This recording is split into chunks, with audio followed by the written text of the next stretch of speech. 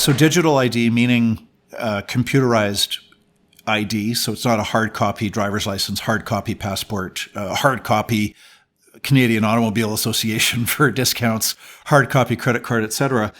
The problem is not necessarily the movement away from paper into computerized where there's no paper.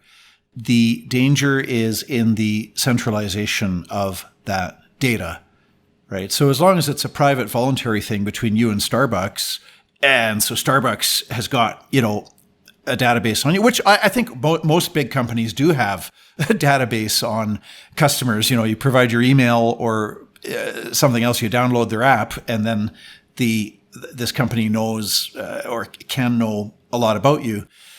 But that's separate. So if it's between you and Starbucks and it's between you and Shell and it's between you and the gym, well, okay. The danger is when government gets its hands on the data and it's centralized in one place. And then they can look up and go, oh, John Carpe, not only do we have your date of birth and whether or not you have a criminal record and if yes, what for, we also have your health records. We also have, data on all your spending and purchases. So we know what your spending habits are. We know where you shop and what date and how much you spent there. Like that, then government is in a position to really crush you, really control you, really manipulate you. It's when there's that centralization of data. That's the scary thing. That's what we have to fight against with the digital ID. It's not necessarily things moving from paper to computer, because that's been happening for 50 years. It's going to keep on happening.